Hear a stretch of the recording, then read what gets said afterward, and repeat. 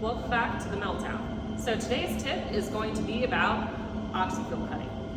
This is the most requested video I have yet, is how to properly set a cutting torch. So, the oxyacetylene torch is one of my favorite tools to use, and once you get it dialed in, it's very easy to do over and over and over again. So, I'm going to be setting it up to cut about 3/8 of an inch, probably up to about a 1/2 inch, a little bit more. So, my oxygen. I'm going to open this guy all the way up.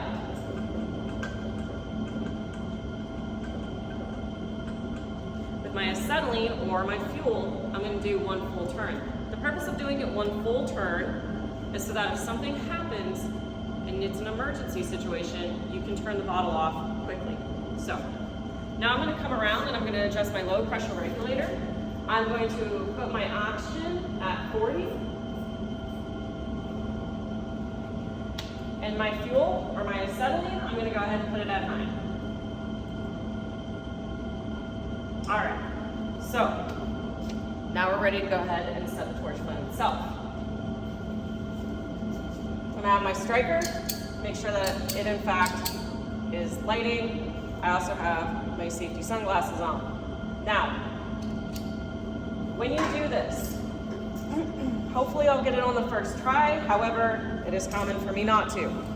Whenever you're lighting your torch, you want to make sure that if it's been a minute that your acetylene has been going, or your fuel, that you shut your acetylene off and give it time to dissipate before you actually try to light it, because obviously you can cause a fire. So I'm going to go ahead and crack my acetylene on. And there we go. So as of right now, you can see, well, let's turn it down a little bit. There we go.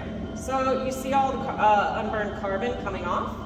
What you want to do is you want to go ahead and adjust this so that there's no more. This is kind of a nice clean flame. Obviously, I indeed need to clean my tip. That's what you get when you teach high schoolers.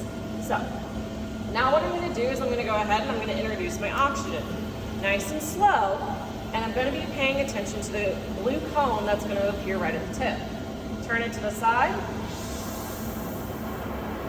Alright, so right now you see a blue cone. What I'm going to do now is I'm going to press down my lever to introduce more oxygen. This is the cutting. Now when you do this, that cone needs to stay the same length. If it jumps or the flame does a very dramatic change, that means you need to change something in your setting. I'm going to go ahead and predict right now that that cone, as soon as I press down this lever, is going to be a little too long, and I'm going to go ahead and adjust my oxygen as needed. So here we go.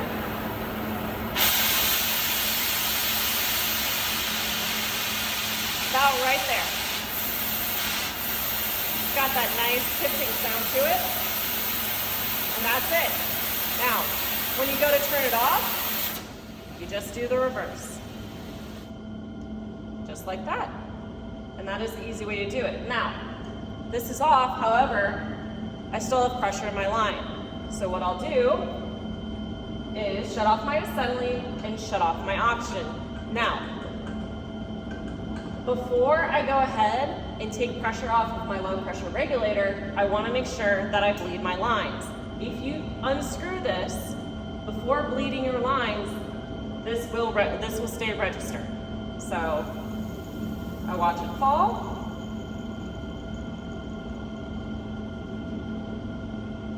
Turn that off. Now I'm just going to go ahead and you loosen this until you can tell that it's getting loose. You don't want to unscrew it all the way. So now I've got to do it for my acetylene. Make sure my bottle's closed, already did that. I'm going to bleed my acetylene line. Then I'm going to go ahead and back off my low pressure regulator. And there you go. That's it. Easy as can be. Now, always inspect your lines. Always wear your proper PPE. I should have gloves on, but however, for this demonstration, it was easier just not to. As always, if you guys have any questions, have any comments, go ahead and leave them below, and I would be happy to answer them.